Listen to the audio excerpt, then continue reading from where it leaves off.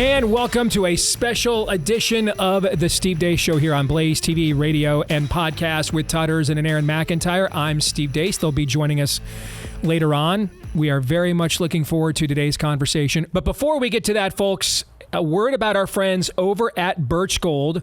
Thousands of Americans right now are buying gold from Birch Gold, because in the past 12 months, the value of gold has increased by 30%. Central banks are buying it in record quantities, so demand does not seem to be subsiding. Birch Gold makes it extremely easy to convert an existing IRA or 401k into a tax-sheltered IRA in physical gold, or you can even buy some to store in your home safe.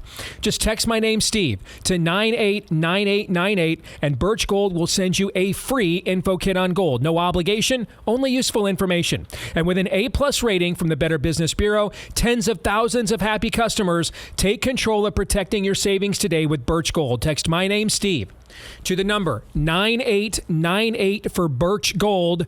Again, text my name, Steve, to the number 989898 for Birch Gold. Earlier this year, it was a real treat for me. We had a chance to do a special edition long-form interview with my friend David Limbaugh, looking back on the life and legacy of his brother, the great Rush Limbaugh. And when my wife and I started dating, I mentioned during that interview that there were two books she read to get to know me better. And those two books were called The Way Things Ought to Be and See, I Told You So by Rush Limbaugh. And then after we got married, the wife really wanted to impress me for our first anniversary, so she went out and got two autographs for me. One of them, Michigan football coach Bo Schembechler. The other one, the individual that will be joining us today for our very special edition here. He is the former Speaker of the House, frankly, one of the smartest guys I've met in my career. And he's got a brand new book out just in time for this special edition, in fact, called Trump's Triumph, America's Greatest Comeback, out this week, in fact. And of course, I'm talking about the one and only former House Speaker Newt Gingrich. And Newt, it is a pleasure and an honor. And I got to tell you, man, I ate my Wheaties. I took all my vitamin D. So I'm ready to match wits with you, brother, for the next hour or so. So thank you very much for joining us. Well, look, I feel like I'm a little bit of an overmatch at that stage. So just remember, you're younger, more vigorous, and have a whole new set of ideas. But I'm honored to be on the show with you. It's a real pleasure. Let's start with the book, and we'll work kind of front to back. We'll get to more history and kind of long-form stuff from your career and retrospective stuff later. But let's start with the book because it is very timely right now. Why call this America's Greatest Comeback? Because as you said, you are older than me, so you're old enough to remember the Reagan Revolution even better than me, for example. So why would you rate what we're going through right now as America's greatest comeback? Well, I mean, you can make some arguments about the Civil War, but short of that, look, between Obama and Biden, America had been moved to a position of such difficult problems, giant bureaucracies, staggering levels of spending, gigantic debt, universities that were brainwashing kids, a whole sweep through the corporations of a series of nutty ideas. And I think, frankly, had Biden or Kamala Harris won and we'd gotten 4 more years, we'd have been in desperate trouble because the whole system has been decaying dramatically. And part of what happened, something you've lived through, is a movement which really began with Goldwater in '64, got its first huge success with Reagan in '80. Our contract in '94, the contract with America, stood on Reagan's shoulders. And I think every single item in the contract came out of some Reagan speech or Reagan proposal. And then the Tea Party movement picked back up, and along came Donald Trump. Trump, I believe, is the 5th great change president in American history, along with Jefferson, Jackson, Lincoln, and Franklin Roosevelt.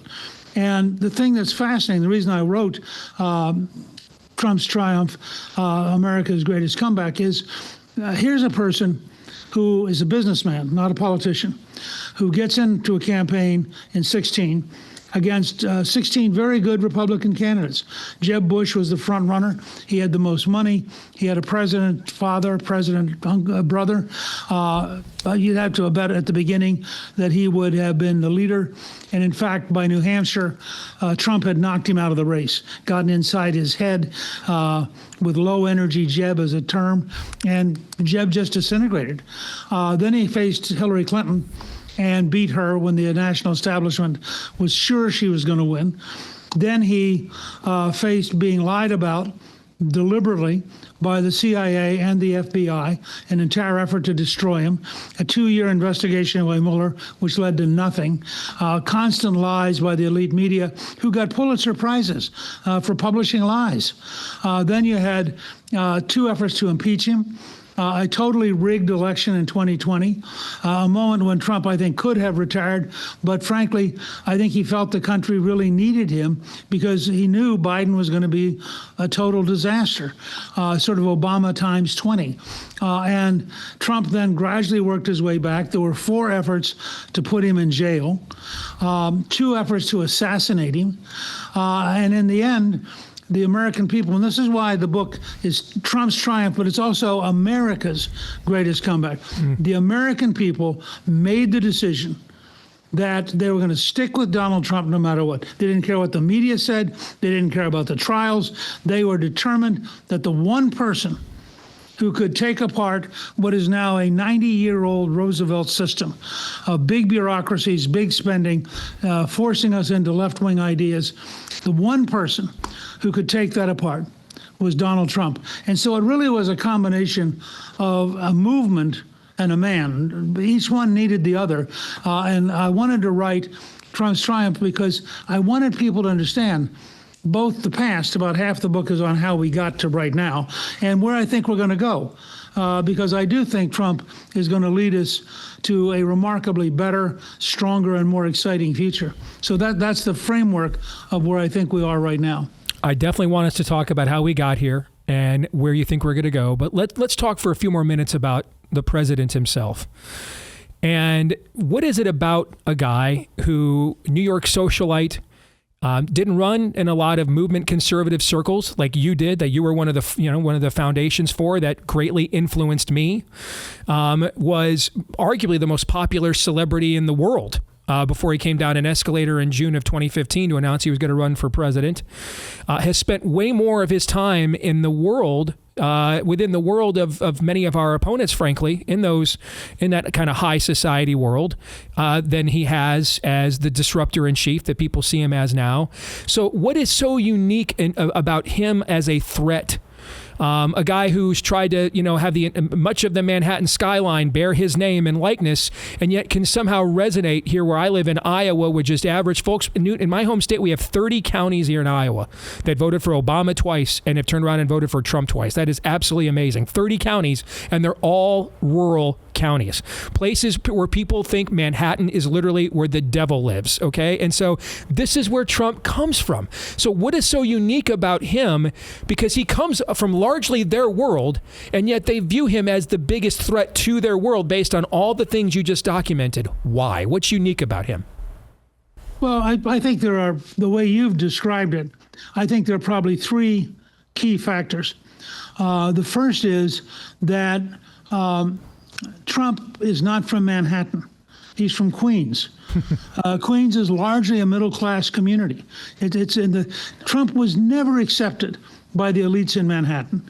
They always knew that he was an outsider. They always knew that he was too egocentric, too loud, too brash. He was the guy you didn't want at your country club on Sunday. And he knew that. And he was in a constant fight with the elites in Manhattan.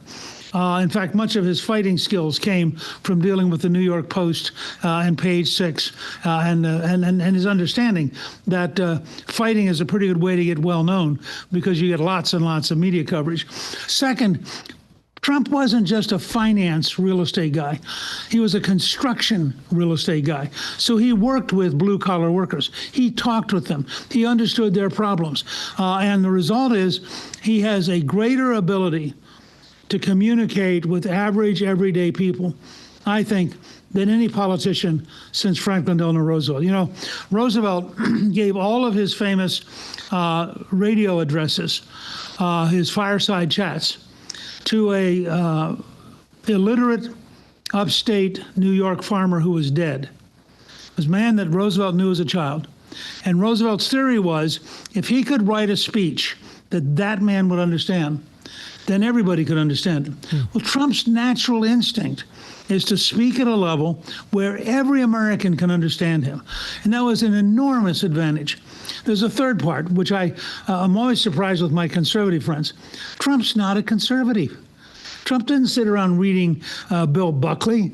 He didn't immerse himself in National Review. Trump is the most effective anti-liberal politician of my lifetime. And I say this having worked with Reagan, admired Reagan enormously, think that defeating the Soviet Empire was astonishing. Passing the 3-year tax cut and creating supply-side economics was amazing. Rebuilding American social pride was extraordinary. But Trump is different. Trump is the most ruthless opponent the left has ever seen. He understands them. And I think this goes back to the Queens Manhattan thing. He knows who these people are. He knows how dishonest they are. He knows that they have contempt for him, and he doesn't care. He is going to do what he believes is right, and in most cases, he thinks these people are nuts. Frankly, I'll take that as a leader any morning. I think what you described also explains his foreign policy success. I come from an era and grew up in an era, and this is the era that you governed in, where we were always perplexed, whether it was a Republican or Democrat in the White House, by the quote-unquote Palestinian question. And I remember on your presidential campaign, all the heat you took for talking about it's a fake people. Well, it is. Okay, there really is no such country as Palestine, or historically, it's really a fake people. But you weren't allowed to say those kinds of things. And this whole thing, like we could not have peace deals between Israel and the broader Middle East. We couldn't isolate Iran from other neighbors that also don't like them, like Saudi Arabia, until we dealt with the Palestinian question. And so we did that from James Baker to Madeleine Albright, my entire life, back and forth. How do we do this question? And yet Trump came from a world where he cut deals with all these sheikhs and realized, a lot of the Wahhabist stuff they say is frankly just BS, pandering to their own radical base at home. And really, a lot of these guys just want harems and to build hotels, if we're being honest. I'm going to cut them a deal. We're just going to bypass the Palestinian question. I'm going to say, hey, if you guys want to make money with us, you're in. If not, we'll leave you alone. Not here to judge your way of life. You leave us alone. Otherwise, I'll drop a Moab on you. Have a nice life. And he just made it very cut and dry and very simple. And it ended with the Abraham Accords at the end of his presidency in 2020, the first time around. And you're seeing that again this time, where his background of dealing with these guys as individuals and not as think tank construction, constructions, that we are pondering all the time, has just led to a different level of results than what we saw in the past. There was a foreign policy elite which came out of the post-Cold War period, which misunderstood the nature of the world that was emerging. One of my favorite books is called The Coming Anarchy. And it was a counter to George H.W. Bush's speech to the Congress, where he talked about a new world order. And in The Coming Anarchy, the author says, this is all nuts. This is not going to happen. Because the world is drifting towards more violence, not less violence. And it's a remarkably prescient book. What Trump did is he came along and he looked, and look, I offered the amendment, the bill, which moved the embassy from Tel Aviv to Jerusalem. And I did so on the grounds that every nation is allowed to define its own capital. Israel was the only place in the world where we refused to allow the government to tell us where their capital was. Now, it passed while I was Speaker, and every president, starting with Clinton, George W. Bush, Obama, they'd always waived it, because it had to get it signed. We'd put in a presidential waiver. Well, I went to see Trump the first couple weeks of his presidency, and I said, look, if you're going to do this, which he promised to do, if you're going to do this, you have to do it early, because the State Department bureaucrats will fight you every day and make it harder and harder. So he did. He said, all right, we're moving the embassy. Everybody said, oh my God, there will be riots. The whole Arab world will go crazy. Nothing happened. People didn't care. It wasn't the kind of cause that our foreign policy elites believed in. And I give Jared Kushner some real credit. He figured out early on that you leap past the Palestinian question. You just put it to one side. You go to the Saudis in particular, who are terrified of the Iranians, and you say to them, look, we want to be your best allies. We want to make sure you remain Saudi Arabia. We want to block the Iranians from taking you over. And the Saudis responded so strongly that the Saudi king got 53 countries. Think about that. 53 Muslim countries came to visit with Donald Trump on his very first overseas trip. And I thought that in itself was significant. Didn't go to London, didn't go to Paris, didn't go to Rome initially. He ultimately went to Rome on the way back home. But his first stop is in Riyadh. He is met at the airport, and he told me this story later. He's met at the airport by the king. And for 4 days, the king is by his side every place they go. And they're chatting through an interpreter and having a very good conversation. And of course, since then, and so he begins his presidency with a genuine outreach to the entire Muslim world saying, look, we are potentially your allies, and we are potentially able to get to peace. And that was the seeds from which the Abraham Accord occurred. Now, as you point out, he goes back again this year in his second presidency, and in 1 week, visiting 4 countries, he picks up $1 trillion in contracts and $1 trillion in investment commitments. Now, that is a pretty darn good week. And so I think his view is, let's get the Middle East calm. I'm very concerned about how they're going to deal with Iran, because I think both with Russia and with Iran, they're underestimating how hard the problem is. But overall, what he's trying to do is create an environment in which you can work. And frankly, I mean, Calista and I were in Dubai a couple of years ago, which you look at that instead of talking about making Gaza the Riviera, you should have talked about making Gaza Dubai. You go to Dubai, the largest hotel in the world in height is, I think it's 128 floors. It's astonishing. We went to Mass in Dubai with 800 people. And, you're seeing the Arab world evolve despite all the brutality and the viciousness that you get with Hamas and with Hezbollah and with the Houthis. So the larger Arab world is entering the modern world and saying, look, we want good lives, we want, opportunities. And if you watch the Crown Prince in Saudi Arabia is talking about a scale of tourism that would be unthinkable 30 years ago in Saudi Arabia. And that's going to mean women now drive in Saudi Arabia. And if you have that many tourists, things are going to change. And I think Trump sees that and sees that his job, Jefferson once said that America would be an empire of liberty. He did not mean we'd go out and conquer an empire. He meant by being a fabulous country where everybody had rights from God and pursuing happiness and being able to create and invent, everybody else in the world would eventually like to be like us. And I think that's true, and it doesn't require you to send large armies and try to change them by force. It just requires you to interact and communicate, and I think Trump has the rhythm of that. Since you brought up Iran, I'd be remiss if I didn't pick your brain on this, because this is something that is causing some disagreement on our own side here. You have kind of the traditional view of Iran, again, that guys like you and I came out of following the fall of the Shah in 79 and the rise of the Ayatollahs, and one of the chief propagators of terrorism within the Islamic world, that you cannot trust them. They have to be dealt with harshly.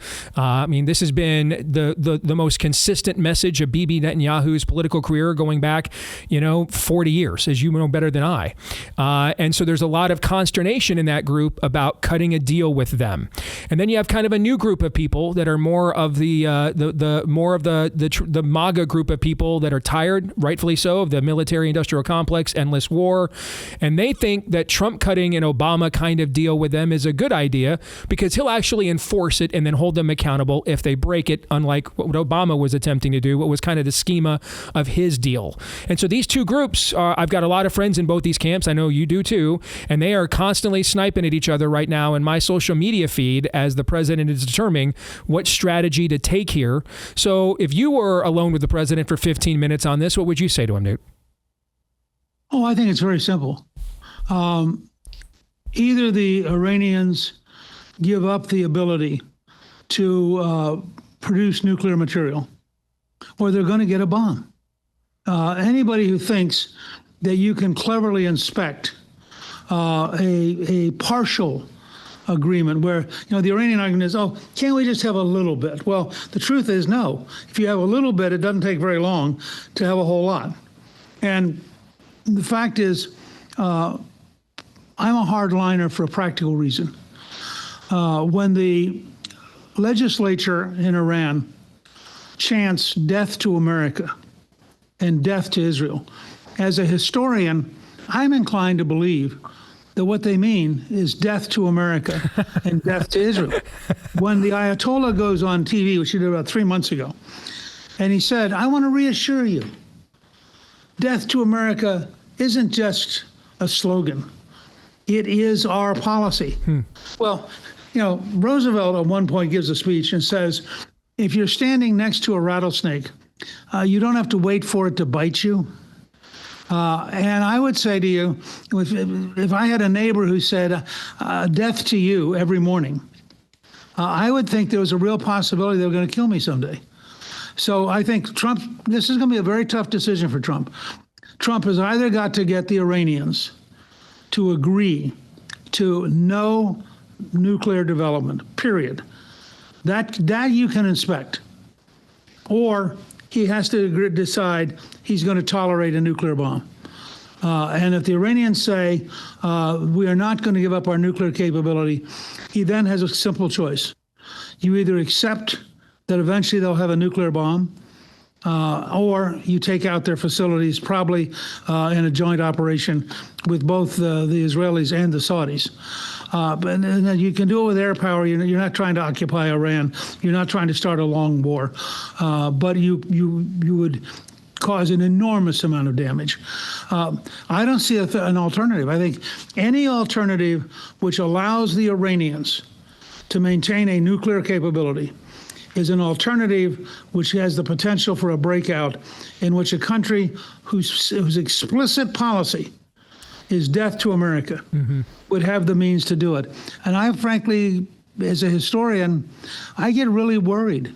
When dictators say things like that, there's a pretty good chance they mean it. I mean, I'm concerned, even if you ran into a pragmatic strain of the Ayatollahs who recognize they're on borrowed time and father time is undefeated, and there's not too many places left for them to hide from the Mossad at this point and their hit list, that you would run into, can they tame their own radicals? I mean, could they stop their own radicals from essentially coming into a nuclear facility that even if you were taking them at their word and they were earnest and it was just for, civil power, could you trust their own radicals from not infiltrating such a facility, acquiring those materials and then using them for their own nefarious means just because of the cultural DNA within that country? Is that a fair concern? Well, it's a fair concern, but I would draw a distinction. I mean, you can have a nuclear power plant for electricity, which doesn't have any kind of capacity to produce the kind of material you need for a bomb, and that you can police. That's not a problem. What is a problem is if you allow them to enrich uranium anywhere. We just discovered about 6 or 8 weeks ago that there was a giant underground nuclear capability that we hadn't found, Mossad had not found, and nobody had found. It was the Iranian domestic opposition which had found it. It was a great surprise to everybody. And it just makes the point. Dictatorships are extraordinarily hard to police. They have enormous capacity to lie to you. And because they see you as an enemy, they're going to lie to you. The other side of that, frankly, is to get them to agree to quit financing the Houthis and others. The best way to deal with the Houthis is to cut off all their aid from Iran. Right now is a perfect time to subscribe to Blaze TV because we just dropped an explosive investigation you need to see. It's been 5 years since George Floyd's riots turned Minneapolis and the world upside down. And now, for the first time ever, 3 active duty Minneapolis police officers are speaking out on camera anonymously to tell the truth of what really happened. And what they have to say is absolutely jaw-dropping. You do not want to miss this. You can watch the first 10 minutes for free right now on YouTube. Just search Blaze TV Minneapolis. But to see the full Unfiltered Investigation, you've got to be a Blaze TV subscriber. So head over to blazetv.com/Deace right now. Get $20 off your annual subscription right now. Sign up, support unrelenting journalism, and see what the media won't show you. Just go to blazetv.com/Deace. Use the code Deace for $20 off your subscription to blazetv.com/Deace. The first 100 days. We've got about 4 minutes here. Give the president a grade. What would you grade? I would say, considering some of the detours that were unnecessary, I'd give him an A-. Considering the scale of the achievement, I'd give him an A+. As I said earlier, I think he's clearly the 5th great change agent to be in the White House in 250 years. I think what he's doing is beyond extraordinary. Look, I have to spend about 3 hours a day just trying to figure out what he's doing, because there's so many different things going on simultaneously that it's almost unimaginable. And I've got a pretty good imagination, but it's truly remarkable how much he's doing. Grade the Congress, because I have to tell you, the anger from people I hear all over the country towards the chamber that you used to helm and the sister chamber there in the Senate, I mean, it is palpable. What grade would you give them? Well, look, the Founding Fathers designed the Constitution to avoid dictatorship. So they deliberately designed a machine so inefficient that no dictator could make it work. And the truth is, we can barely get it to work ourselves. I have enormous respect for Speaker Mike Johnson. I cannot imagine how many hours he has spent listening to people who come in day after day. I think that Senator Thune is doing a good job. But remember, a 53-seat majority in the Senate isn't a functional majority, because on most bills it takes 60 votes. In the House, Johnson's margin is so narrow that if he loses 2 or 3 people, he doesn't have a working majority. So I agree with people. You have every right to be frustrated. The answer is elect about 30 more Republicans in the House and 8 or 9 more Republicans in the Senate, and you'll get a lot more done. But the system's working the way the Founding Fathers wanted it to. To me, the amazing thing is that they were able to get a very large tax cut bill through by Memorial Day, which was Johnson's goal. Thune has said he wants to get it through the Senate by July 4th. They would then have to go to conference, and it will be a brutal, difficult conference. There are 2 things going on that I think you have to confront. One is, when you only have one big bill at a time, every interest group gets involved. Everybody wants theirs. Nobody wants to negotiate. So that's the starting point. Second, when you are dealing with these kind of issues, I am psychologically with the fiscal conservatives. Remember, when I was Speaker, we balanced the budget for 4 straight years for the only time in the last century. So I'm perfectly happy to take the side of people who want to balance the budget. But to balance the budget, you have to have a strategy. You have to have a conversation with the American people. You have to build up grassroots support. Showing up for 2 weeks to fight inside Washington in a legislative battle where you don't have the votes. I mean, excuse me, they have the votes to stop things. They don't have the votes to start things. And a majority has to pass bills. A minority can vote no and go home. But if you're the majority, you got to stick around until you find a way to get 218 votes for a solution, and to get in the Senate on reconciliation, you need 50. On every other bill, you need 60. And that's just a reality. I mean, if you can't do those things, then you have a huge problem. And I think we are behind the curve because it hasn't been a topic that people have been raising. But the fact is, we cannot afford the current government.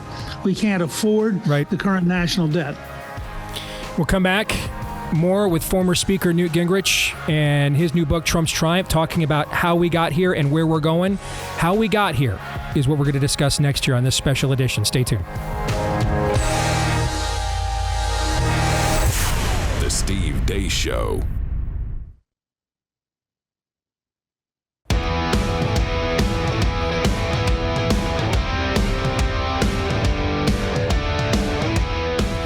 We are talking on a special edition today with former House Speaker Newt Gingrich. His latest book, out now, Trump's Triumph, America's Greatest Comeback.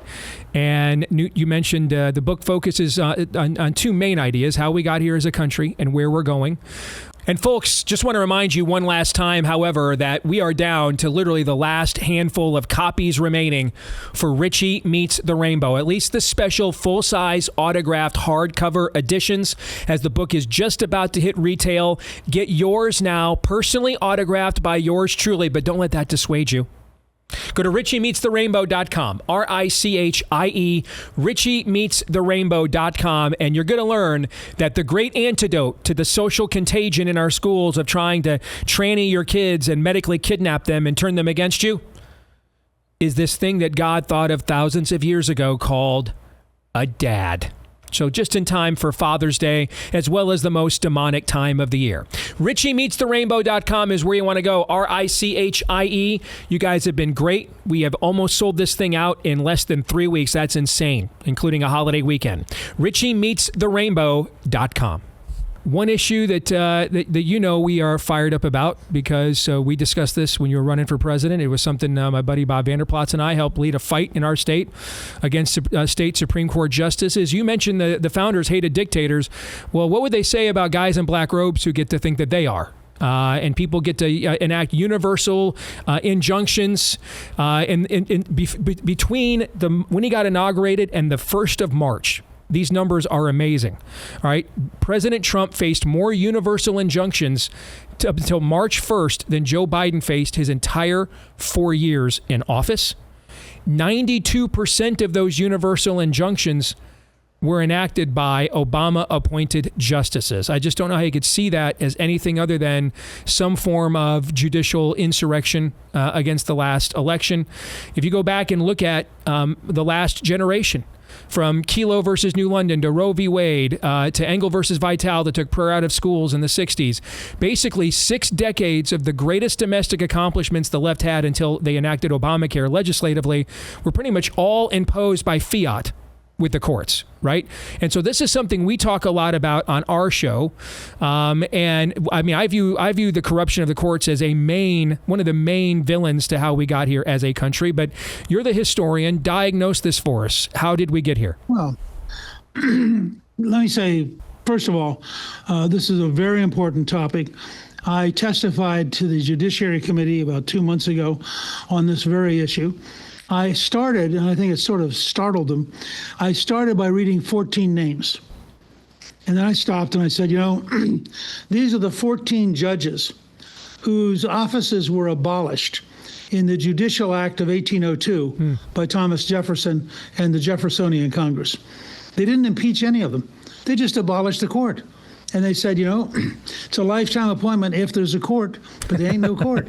And I'd had one of my researchers go back and check, and we actually produced the biography of all 14 people. They went home. They went to other jobs. They lost. Jefferson was very upset with the idea of anything like judicial supremacy. He said at one point that would in fact be an oligarchy. It would be a total violation of self-government. I believe personally Lincoln, who used the Dred Scott decision, which you'll remember, extended slavery into the whole country in 1856. Lincoln used that as the centerpiece of his 1858 campaign, arguing that the Supreme Court had made a huge mistake.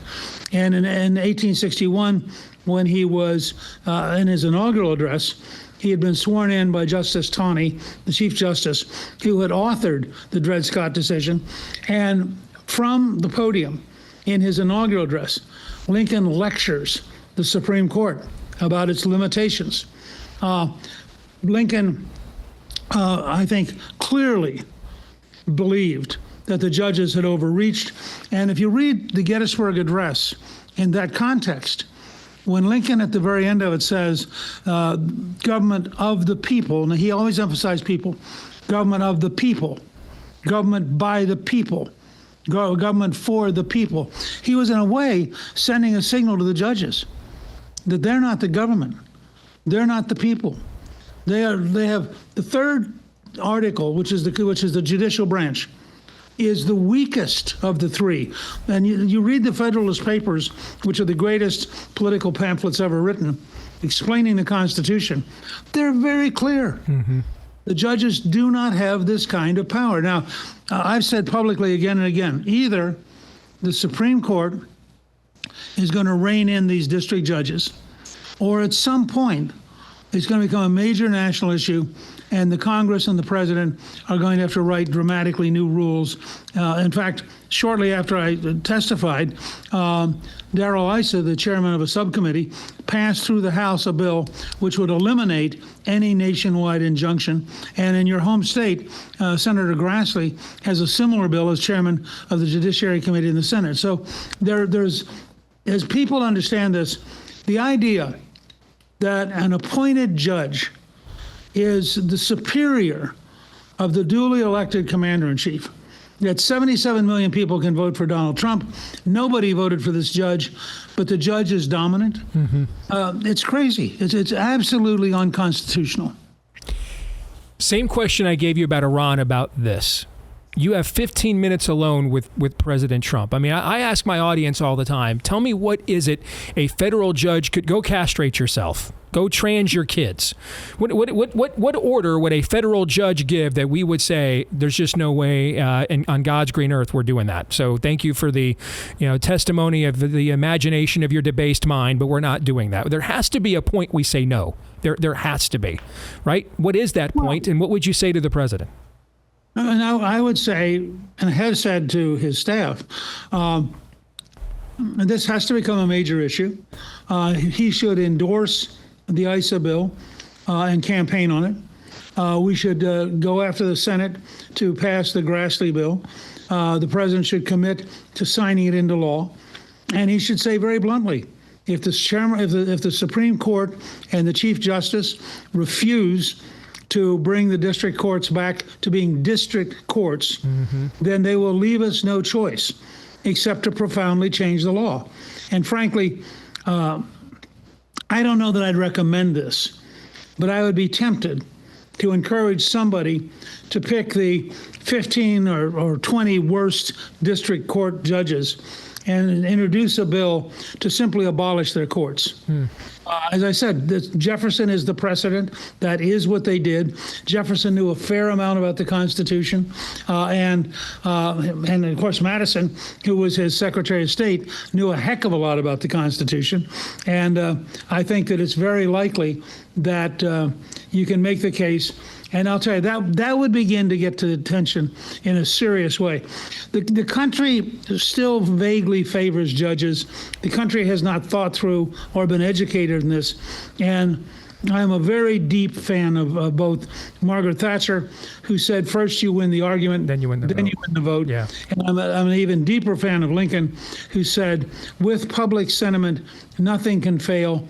Without public sentiment, nothing can succeed. So the first phase, I think, has to be to go to the country to explain how totally ridiculous this is and to start making the judges bear the burden. I would, for example, if I had a judge who said you can't deport Venezuelan criminals, I'd start storing all of them in his courthouse. I'd say, well, I understand you want to be close to these people and you want to protect them. Fine. They're now going to occupy your courthouse. There are times I'm a little more whimsical than Trump. I don't have the burden of being that That's president. right. Yeah, you don't have to have a press conference after the fact. Correct. Right.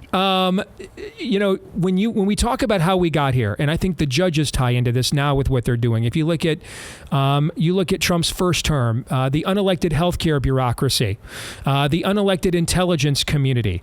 You mentioned the proliferation of big government and bureaucracy in the post-FDR world, NGOs.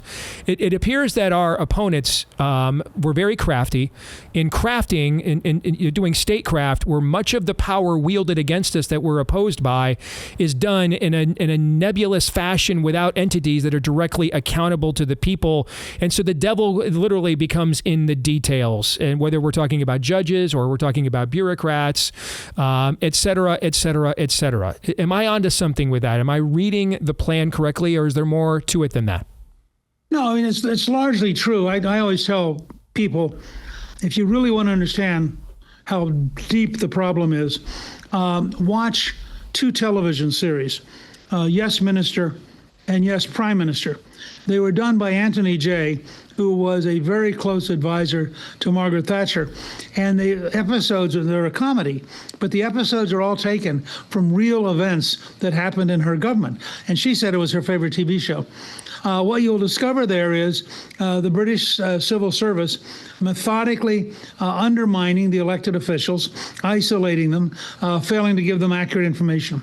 I had a good friend who was the number 2 person in the Defense Department who said to me one day, the military thinks of us, the presidential appointees, as the summer help. They know we'll be gone.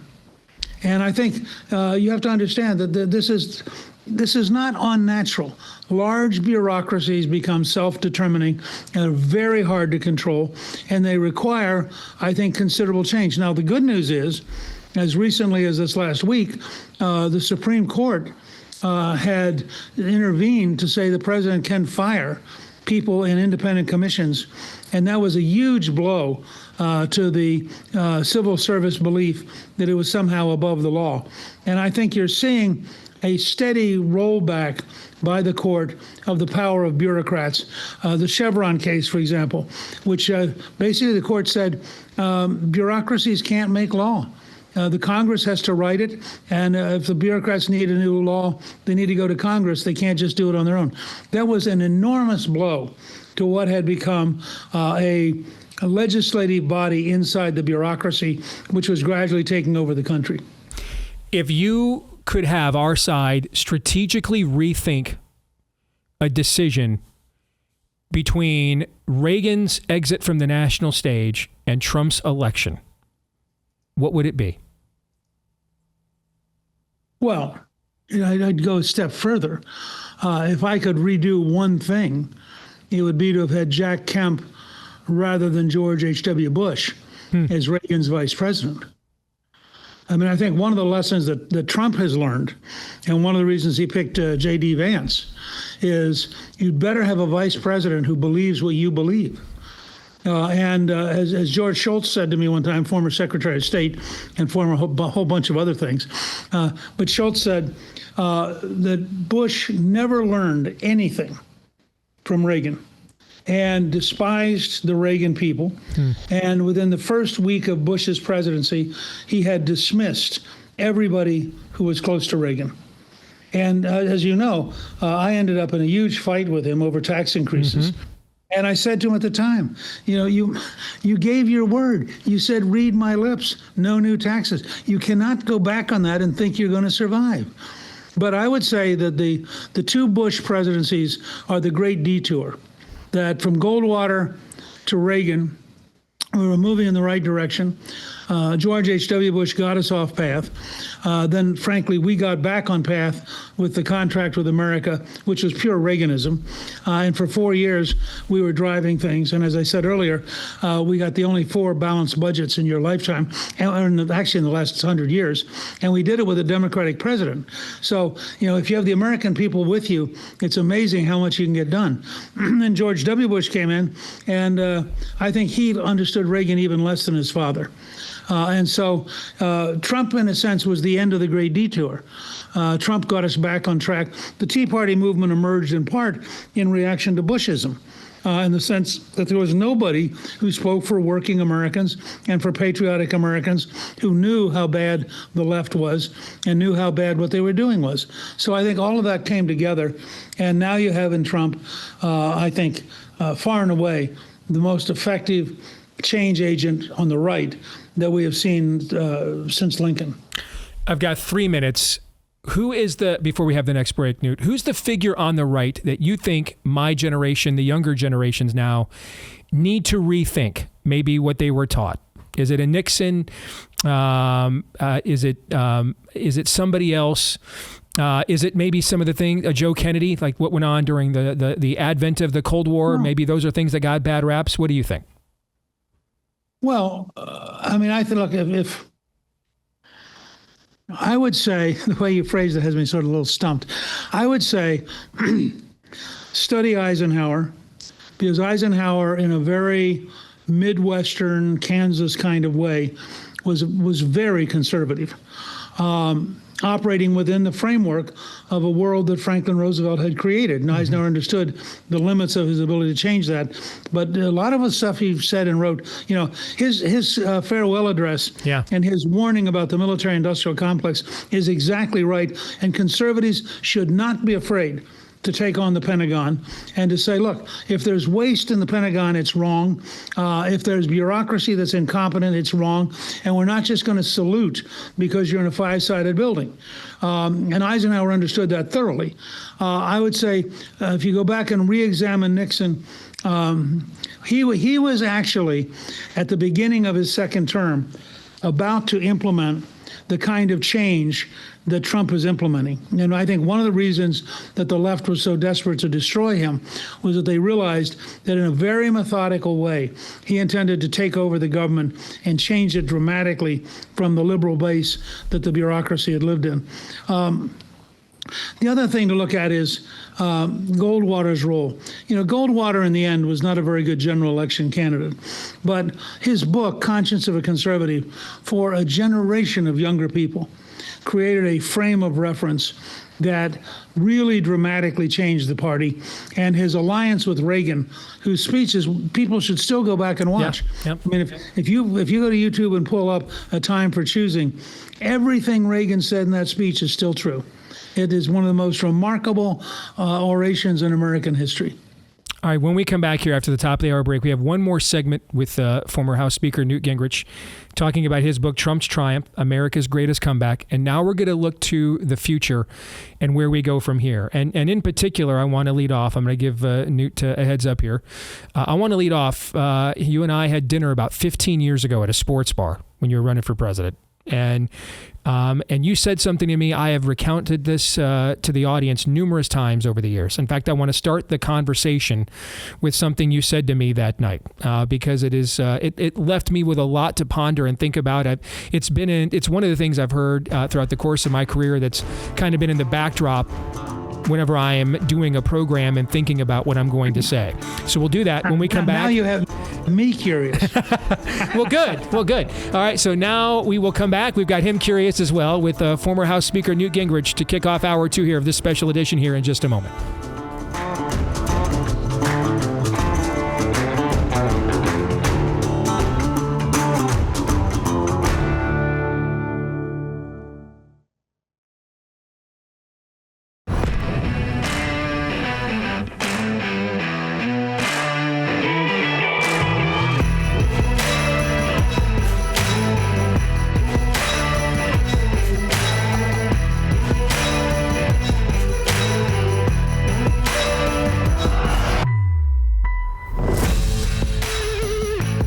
And we're back here with hour 2 here on a special edition of the Steve Deace Show here on Blaze TV, radio, and podcast. alongside Aaron McIntyre and Todd Erz. You'll hear more from them here at the bottom of the hour.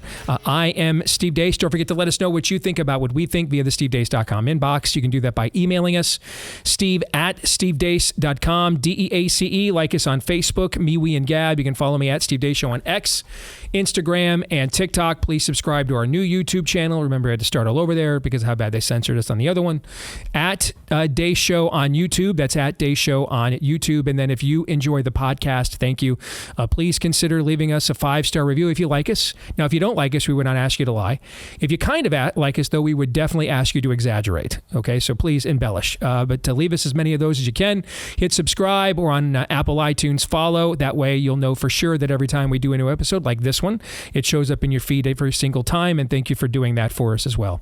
But first, a word from our friends over at Beam and their Dream Powder for you to get a fantastic night's sleep. I use this frequently in my own life. If you're spending your nights tossing and turning, getting terrible sleep, dragging yourself through the next day, that's what Beam is here for. Proudly founded in America, run by people who share our values like hard work, integrity, delivering results. Beam has all natural ingredients like melatonin, magnesium, and more, and it's not loaded with carbs and sugar, so you'll drink a little hot cocoa before bed and get one of the best night's sleep you could possibly have. So here's the deal. Beam is giving you the ultimate Patriot discount of up to 40% off. If you try the best-selling Dream Powder, get up to 40% off for a limited time right now if you go to shopbeam.com/Steve. Shopbeam.com/Steve. Use the code Steve at checkout for up to 40% off. Shopbeam, BEAM.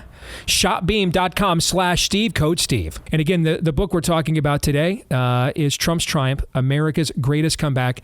Former House Speaker Newt Gingrich has been so kind with his time. We have one more segment with Newt here as we now look ahead, Newt, to the future and where we're going as a country in the future. And when you were running for president, you and I had dinner. This was about 14 years ago at a sports bar in Des Moines. And one of the things you said to me was your greatest fear is that even if we could get a true disruptor elected president of the United States. So this is the summer of 2011 that you're saying this to me, right? So the idea that Donald Trump is going to come down that escalator in a few years being that candidate was not even a gleam in anybody's eye, okay? And you said even if we could get a true disruptor elected president of the United States, that you were so concerned that people had been indoctrinated into the supremacy of Washington, D.C., that we wouldn't be able to do this level of subsidiarity, this kind of local control, the devolving of power back to the states and communities. People would not even know what to do with it. They've become so beholden on Washington, D.C. for everything. Well, now we at the least we have some proto version of that kind of disruptor now, at least an introduction to that kind of concept right now. So, are we ready? Are we ready to be a self-governing people yet, Newt? Well, we're readier, and I think in a way I would not have been able to predict. The combination of Obama and Biden have forced millions of Americans to conclude that we have no alternative. I mean, I think in a way the big government welfare state had to become so destructive and so horrifyingly unacceptable that people finally said, this isn't going to work. And we do a lot of polling. We have a project which people can go to called the Americans' New Majority Project, where we've done polling since 2018. And you have a lot of these issues. For example, should boys play in girls' sports and boys be in girls' locker rooms? That's about a 15% positive. Should parents be excluded from the classroom so that the teacher is held unaccountable? That's about a 15% issue. You go down a whole list of these issues. And the fact is, should people get paid money for doing nothing? That's about a 15% issue. And what's happened, of course, is that using the mechanisms of government, the left has tried to impose on the rest of us issues where they're in a 5 or 6 to 1 minority. Well, as that became real, as people have said, well, that's my neighborhood, that's my school board, that's my company, I think all of a sudden people shifted from sort of being passive to being pretty angry. Now, I've told the president and his team all that happened in 2024 is that we want a ticket to the dance. Now we have to dance well enough that in 26 and 28, the American people will give us more tickets so we can keep dancing. But we haven't won a decisive fight. Everybody on the left is going to attack us. Everybody on the left is going to slow it down. Everybody on the left is going to call us names. And in some areas, we're going to hit them so hard financially that they're going to have huge interest in stopping us. And we just have to recognize that. This is when you have a change on this scale, you have to assume the other team is not going to be happy. And they're not going to roll over and say, oh, gosh, I lost, I guess I should give up. They're going to do the opposite. They're going to say, I'm going to do everything I can to stop you because in the case of, say, AOC or Bernie Sanders, we're the end of their life. They're going to be in a position where everything they dream of is going to disappear. And I think from their standpoint, this is an existential problem and that they're going to fight desperately to not let us win. My fear for the future, and I say this, listen, I take my Christian faith very seriously. So ultimately, I believe the most fundamental fact of human history is that God sovereignly intervened to raise a dead man to life. Okay, and so if that is the beginning, if that's the alpha and omega of your belief system, cynicism and nihilism really aren't on the menu. Okay, so when I say fear, take that relatively speaking. But my fear as a father that's launching 3 kids into adulthood, Amy and I just got our first grandkid, so thinking about the future a lot. One of the greatest fundamental fears I have, Newt, about the future is that I think the social compact is broken. And I always define that for our audience as all human relationships are start with a social compact. And then there is something ceremonial that quantifies them, right? The wedding day is not the start of the marriage. You guys actually, that you had a compact between each other that you wanted to get married, and the wedding day is the confirmation, right? You didn't just line up with a business partner and then sign a deal that day. You vetted that person, realized you had enough in common to form a partnership, and then so you have a social compact there, and then you quantified it with the partnership agreement. And when ironically, Newt, when I see this a lot is when I can't sleep at night, I find myself watching old live sporting events on YouTube from when I was growing up in the 80s. And I got to tell you, man, the commercials that are running, it's another universe, brother. And you can see this in the last election. The generation that most went for Trump in this last generation, mine, Gen X, because we lived through the cultural hijacking of the last 40 years. We saw it. When we were in 9th grade, we still sang Silent Night at Christmas programs in high school. By the time we graduated, it was winter break, and we couldn't do that anymore. We literally lived through this. And so we're the generation that most decisively went for Trump in this last election. And I watch things like sporting events and just what was the commercials, football games. So you're running campaigns, commercials on both sides. And it's just like a whole other country, brother, compared to what we have right now. And what you mentioned about AOC and that group, I see them so sold out to their dogma and their worldview that I just don't know how to share a country with that. How do you negotiate with people that aren't open for negotiation? And I always tell our audience that, the difference between the old liberals and the modern leftists is the old liberals are people that wanted government to give you permission to do things that God says are dumb and immoral. The new leftists are the people that want government to make you do those things. You have to do them. You have to consent. And I just don't know how to, do e pluribus unum with that. How do you negotiate with people that aren't open for negotiation? How do you share? To me, it seems like a worldview steel cage match, Newt. We got 2 worldviews going in the steel cage, brother, and only one of them's coming out, And I don't know about you, but I'm guessing we agree that we kind of like cold civil wars better when our side wins. Well, look, I think that's right. And we were very close to losing it. People need to understand that. We were very close to losing this country. The power of the left, its willingness to create totalitarian systems, its willingness to punish you if you had the wrong thought. All these things are big. And I think we have to recognize that what we're faced with now is a moment in time where, and this is why my book is both Trump's triumph and America's greatest comeback, because you had this magic moment where the average American looked out and said, I'm not going to put up with this. I'm going to do whatever it takes. Now, the encouraging thing to me is that the younger you are, the more likely you are to be for Trump. There's a surge of religious belief among young males in their between 15 and 25. There is a belief that a growing belief that drug use and nihilism and all those behaviors are destructive. There are states that are now adopting laws that are going to begin to cut off kids from the kind of social media which has been so destructive. I mean, a great deal of our depression, bullying, suicide has come directly out of our inability to cope with this new social media world, and the damage it does, particularly to young girls, is astonishing. And you're going to see a growing response that says, just as you regulate alcohol, just as you regulate hard drugs, you're going to have to recognize that the ability of these systems is so powerful that you have to protect your children much more than we would have guessed 10 or 15 years ago. Now, having said that, I want to go to the core of what you said, which is exactly right. This is a cultural civil war. One side will win, one side will lose. At the present time, I think the odds are pretty good that the pro-American, patriotic, entrepreneurial, work ethic, family-oriented, traditional values, Western civilization side is going to win. But it's still a close-run thing. There's still enormous forces on the other side. And if they can, they'll destroy us. And by the way, things are worse in Canada, they're worse in Britain, they're worse in Europe.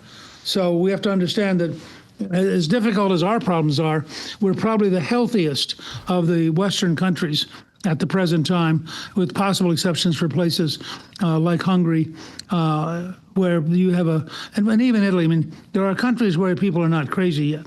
But you look at some of the behavior in France, in Germany, in the European Union, in Great Britain, in Canada, it's pretty scary how far they've gone down the road of abandoning Western civilization and of abandoning freedom.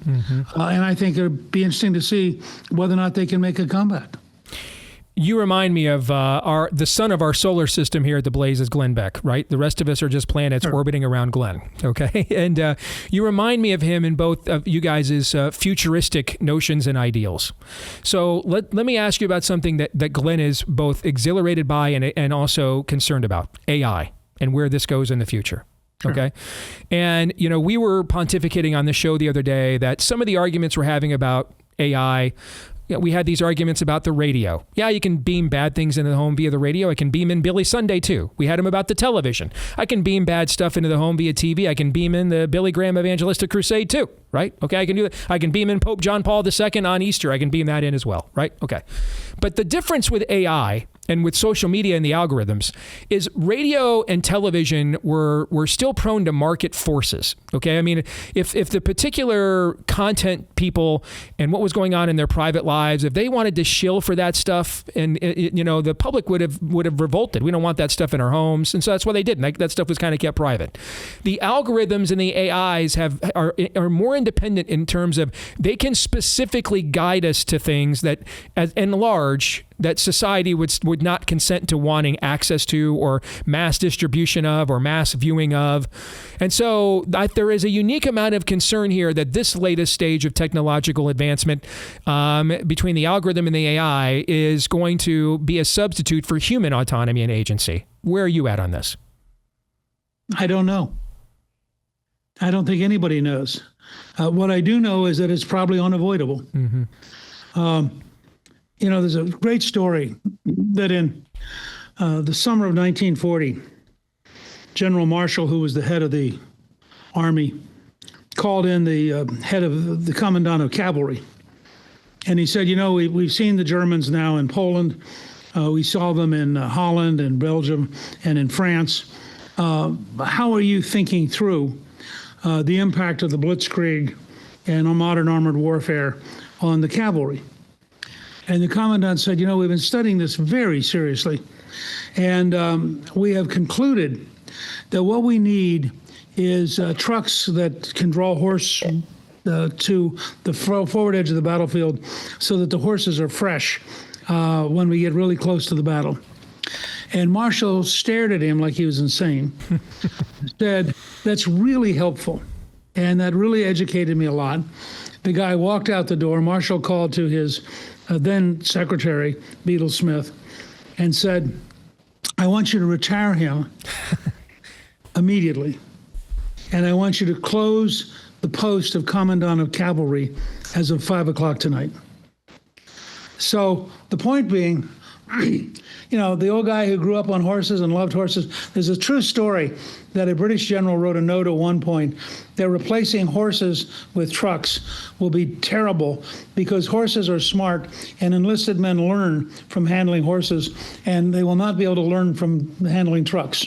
Okay? Mm-hmm. The fact is, AI is coming.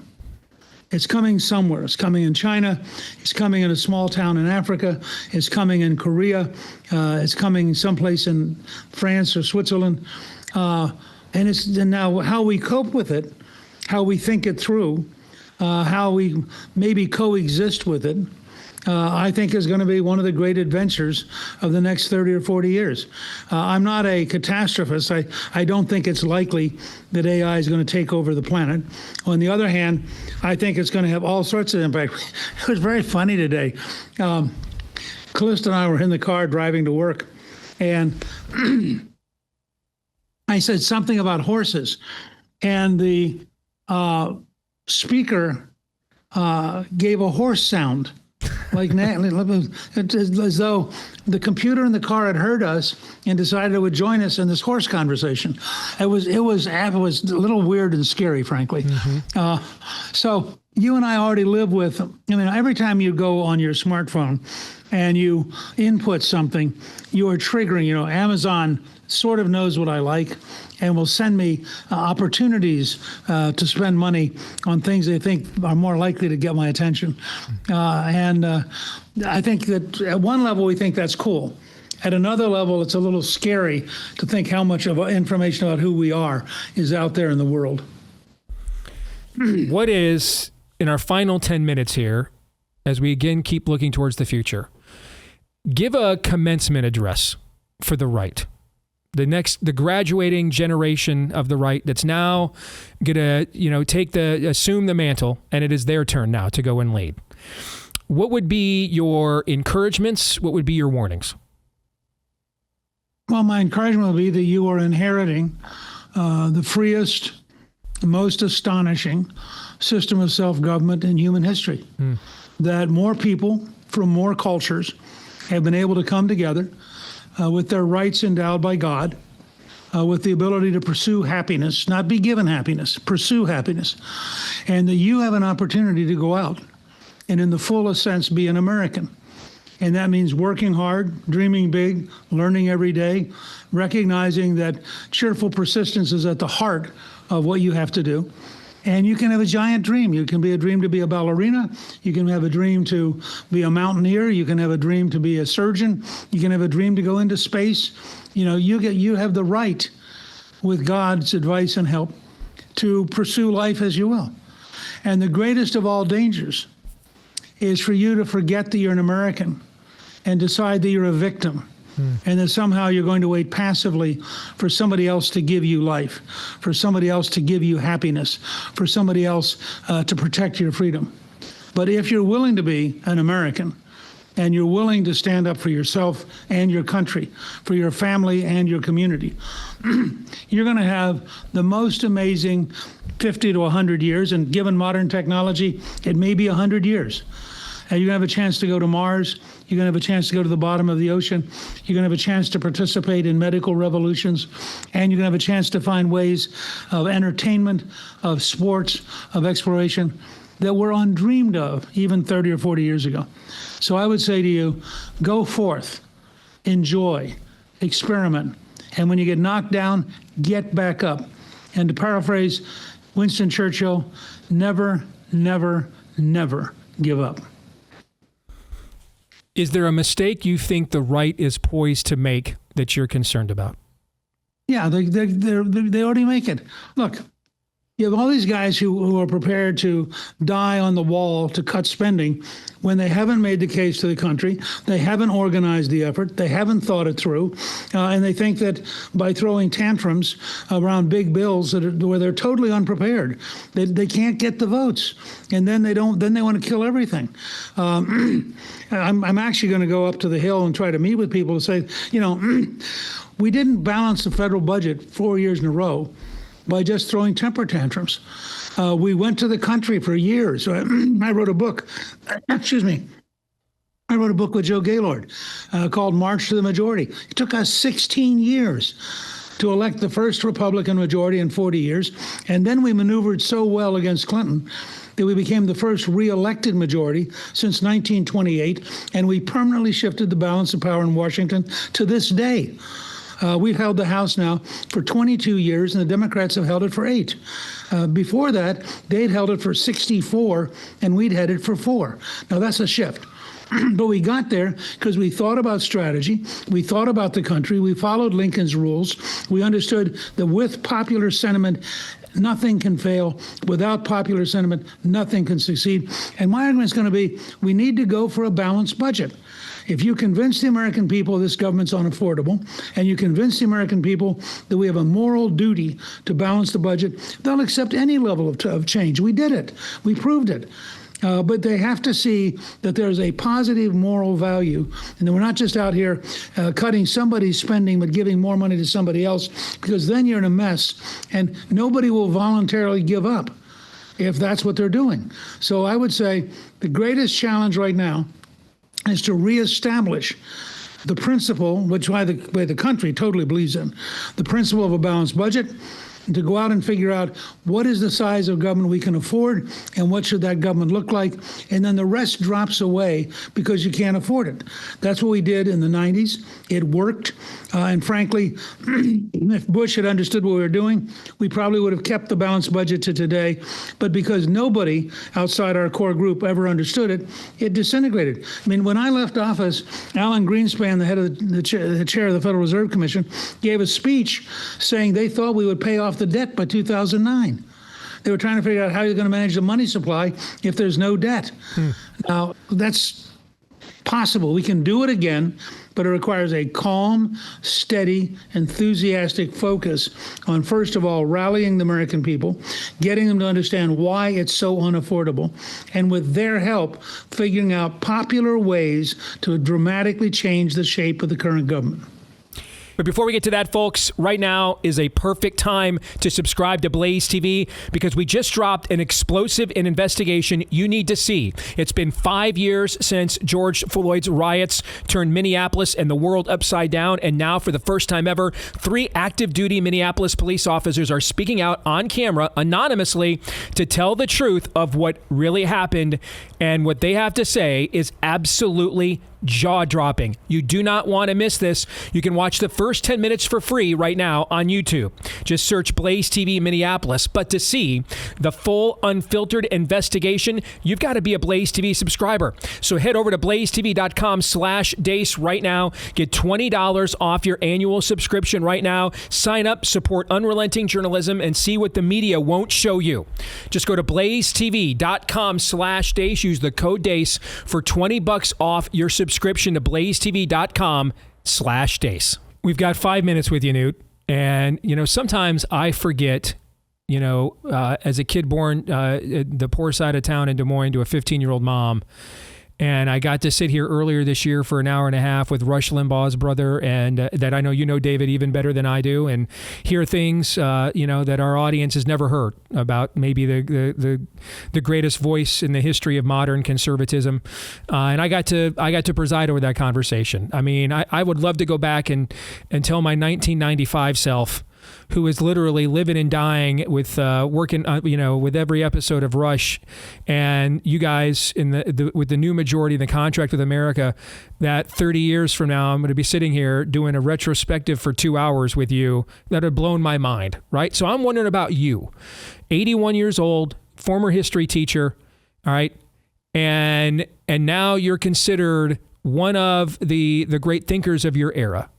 Are there moments that now, in the final few minutes, you think back and think, Man, if I would have told myself in 1960 something or 1970 something that this is what we'd be doing right now, I would have blown my mind. Have you had moments like that?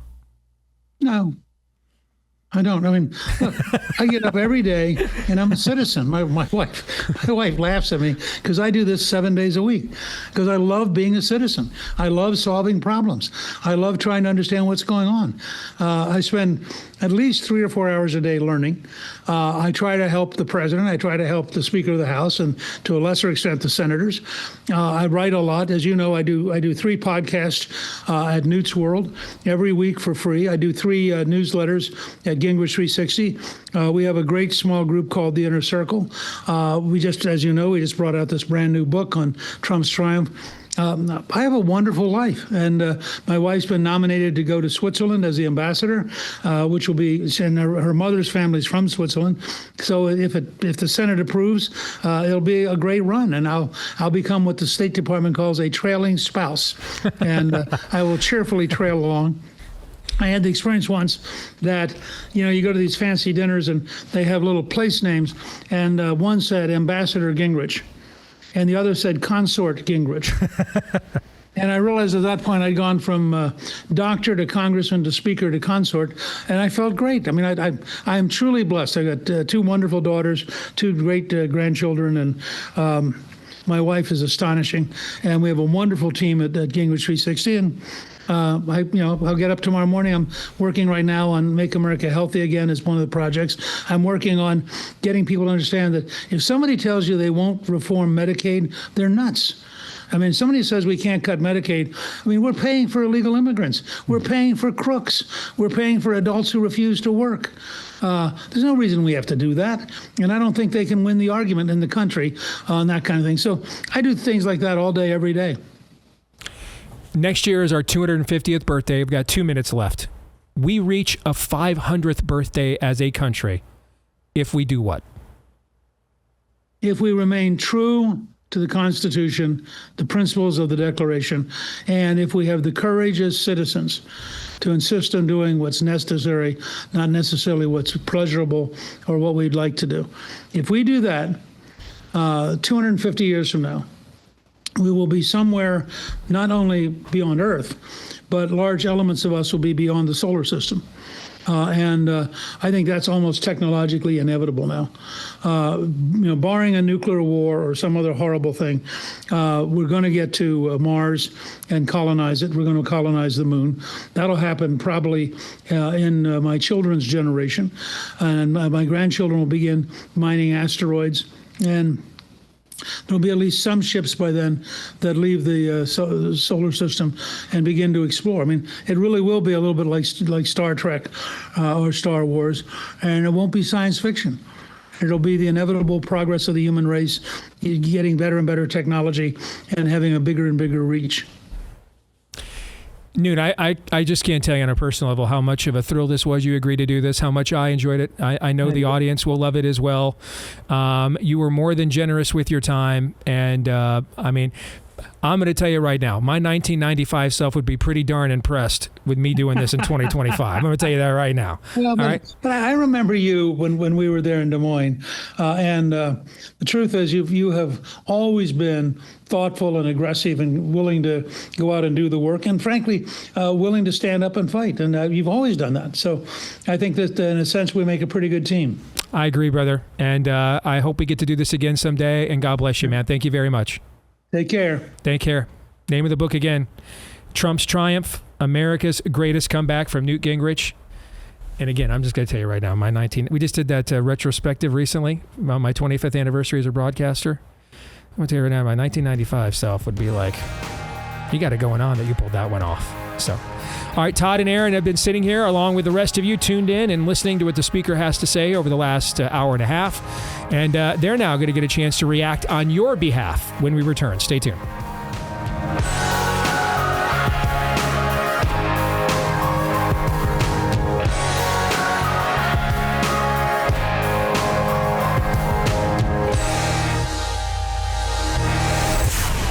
The Deace Show.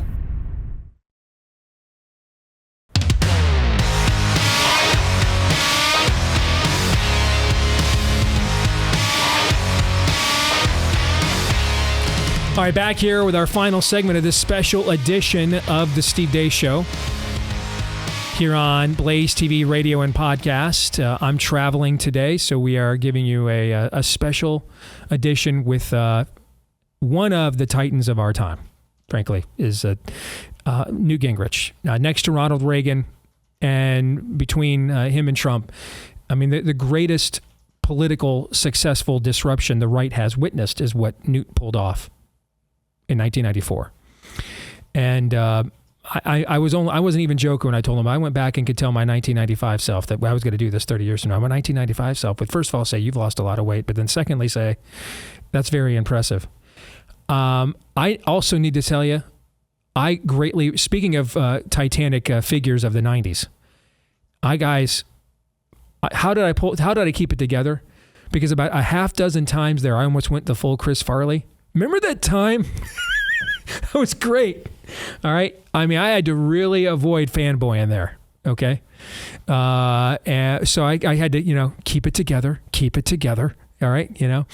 But thank you to the speaker for his time. And folks, just want to remind you one last time, however, that we are down to literally the last handful of copies remaining for Richie Meets the Rainbow, at least the special full-size autographed hardcover editions, as the book is just about to hit retail. Get yours now, personally autographed by yours truly, but don't let that dissuade you.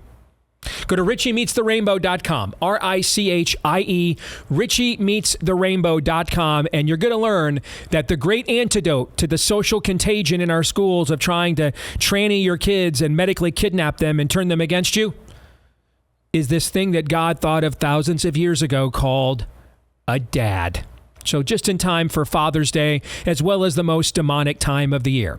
richiemeetstherainbow.com is where you want to go, RICHIE. You guys have been great. We have almost sold this thing out in less than 3 weeks. That's insane, including a holiday weekend. richiemeetstherainbow.com. So now, gentlemen, it's your time. And your thoughts on what stood out to you with the conversation we had today with Newt Gingrich. Well, the end is everything, and how seriously he took the answers to those questions, because, well, first of all, like, the guy is 81. He hasn't lost like anything on his fastball, just bringing it. But he is the right combination of idealism and pragmatism. Idealism, when he says, I love being a citizen, I think it's not going to shock you that I thought of you right away when he said that.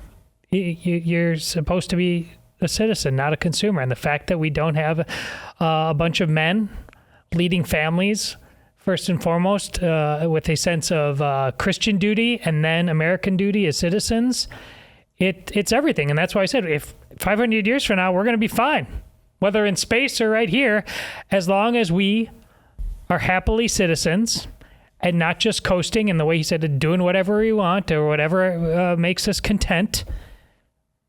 That's the we're too comfortable part. He's absolutely right about that.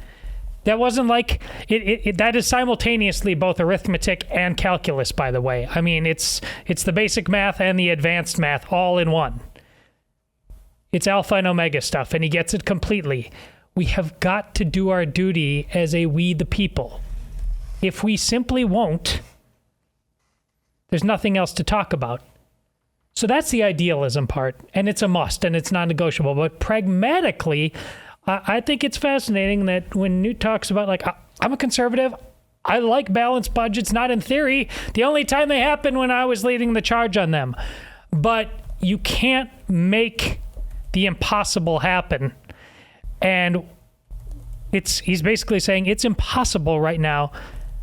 Doesn't mean it's not desirable, but it's impossible to have a balanced budget. It's impossible to not have some version of a big, beautiful bill in the aftermath of what Biden and Obama did to this country.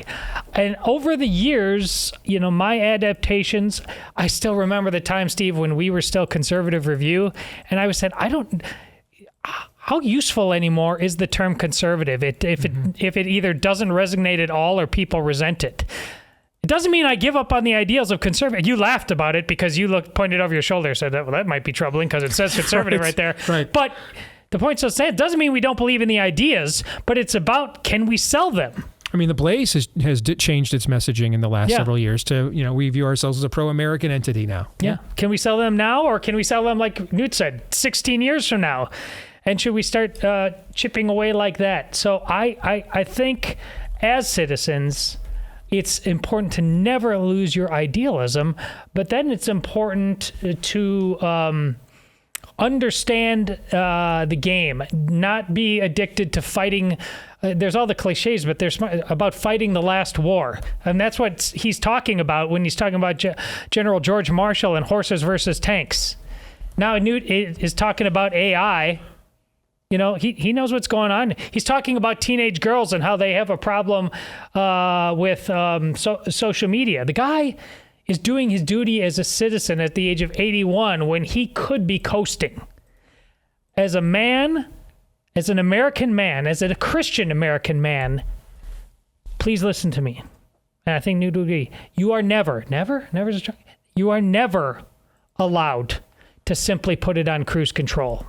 If you do, you are forfeiting the gift not only God gave you, but all of the brave souls whose shoulders we stand on as the forefathers of what Newt told you is the greatest nation ever devised in terms of its ability to sustain and flourish under self-government. Amen. Aaron? Very well said, Todd. And obviously the end is the whole ball game there. I was going to say the exact same thing that you said about his acuity at his age. Has not slowed down. Very engaged, very interested, very curious, and idealistic, but also idealistic from a realist premise. And you heard that echoed there. I think the first takeaway, very early in the interview, he said, Donald Trump is not from Manhattan. He's from Queens. Big difference. Now, it is accurate to say that his father, was a very successful man, but in terms of actually who he is, it much more aligns with the middle class of that borough than the upper crust of Manhattan. And I think that's maybe my original flaw when trying to understand this man, is that it just, a New York liberal. And that was some of the messaging from his original primary opponents in 2016. I know. I was on those strategy meetings and we came up with New York values. Yeah, yes. I know. Yeah, I'm sorry. I'm not trying to twist the knife. I'm sorry. Here. No, I'm good. I'm over it. I'm totally over it now, Aaron. I'm good. But yes. You're not alone. You're not alone. I mean, I think there's just people who could never. And heck, this was me up until last summer. And fight on some level, though not as pronounced maybe as it was at times, is that you just not understanding who he is and who he grew up around and who he is not was kind of a fatal or original misunderstanding of this man. I think something similar in a macro can maybe be said about this entire country. Do we understand who we are not, and what is actually possible? Because at the end of the day, what's really convenient, even though it's spending your own money? It's auto pay on utilities. I'll just turn on the auto pay. It's auto pay on your credit card. Just turn on the auto pay, set it and forget it, and you can walk away, and you don't have to worry about late fees or anything like that, as long as you've got enough money in your checking account. Being a citizen is not auto pay. It's just not. It's not set it and forget it and walk away. An 81-year-old man going toe-to-toe with Steve, who just entered into his 50s, and this entire audience who I think found this conversation incredibly engaging, illustrative, and illuminating. That guy just told you, I like being a citizen. You know what? That's a really good way of framing this job that all of us have. It's not a burden. It's something we get to do. Something we get to do.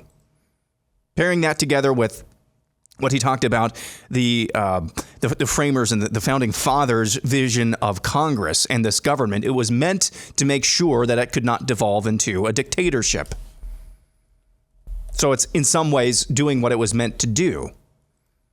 But it's only incumbent, it's only going to work, and he stressed this multiple times, it's only going to work if citizens can actually be citizens and like being citizens.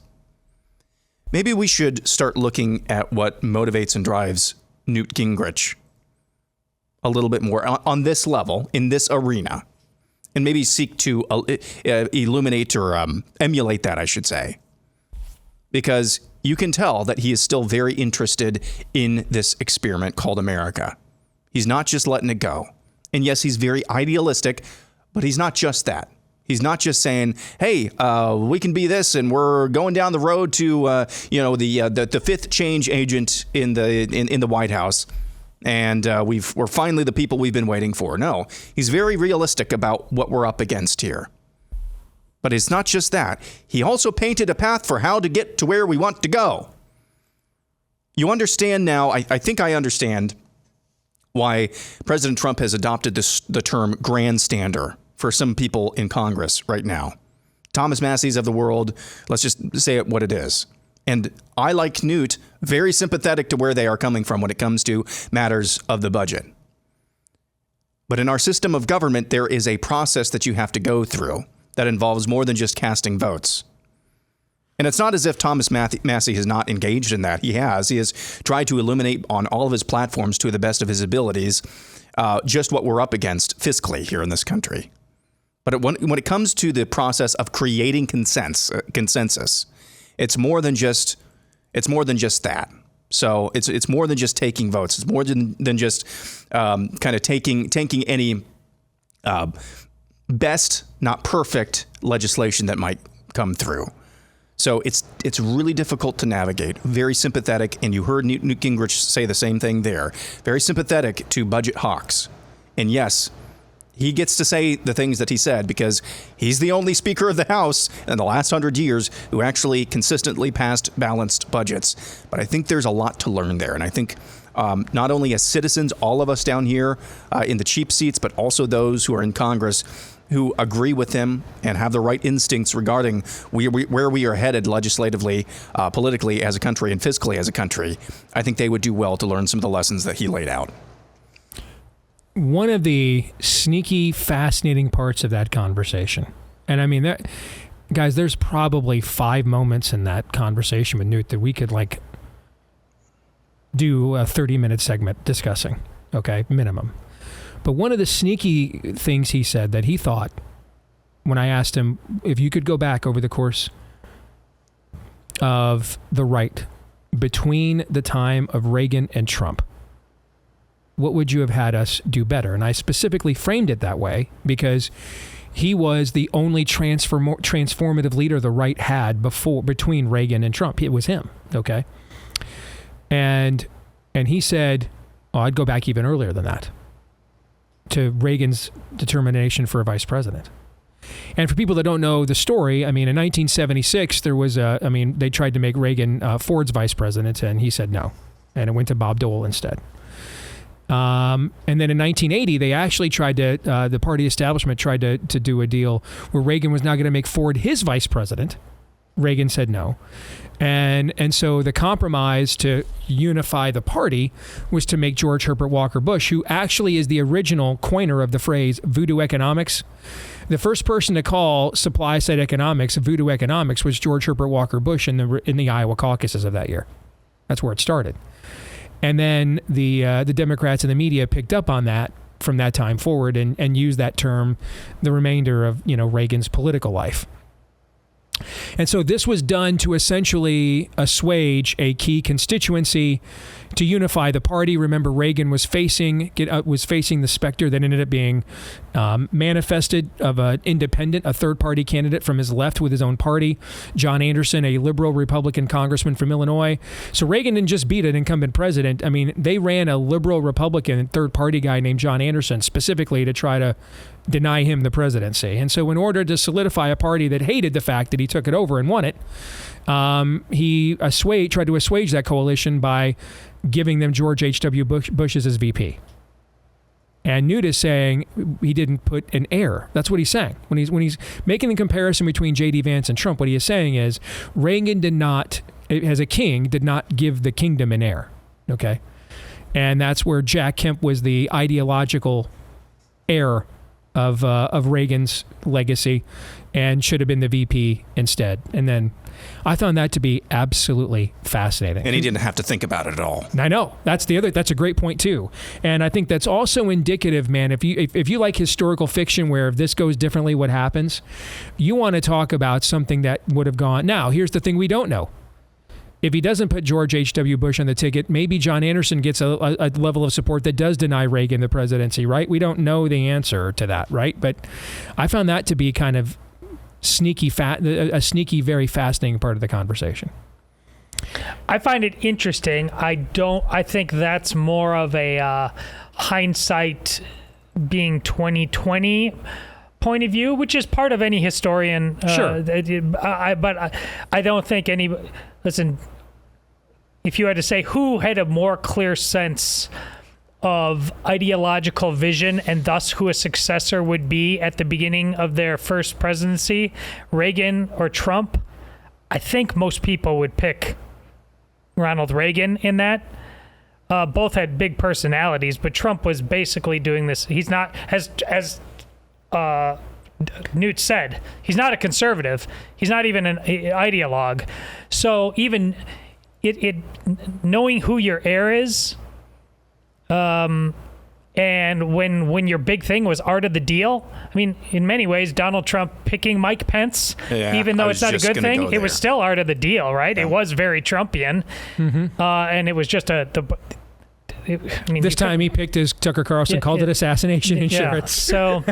So I do find it fascinating. I just ultimately, I don't know that Donald Trump couldn't have possibly guessed the everything, Russian collusion, getting the election I 100% stolen. believe he thought he could still deal and barter with these people when he went into power the first time. 100%. It's an interesting intellectual exercise, but it doesn't go beyond that for me.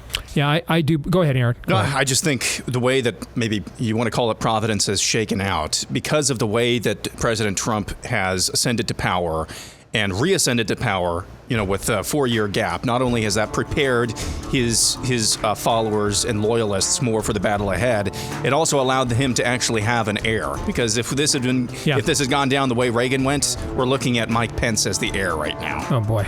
Oh boy. Now I've got a furrowed brow. Yeah. All right. I hope you guys enjoyed this as much as we did. Back at it again tomorrow, noon to 2 Eastern, right after Glenn Beck, right here on Blaze TV. Until then, Romans 8:28.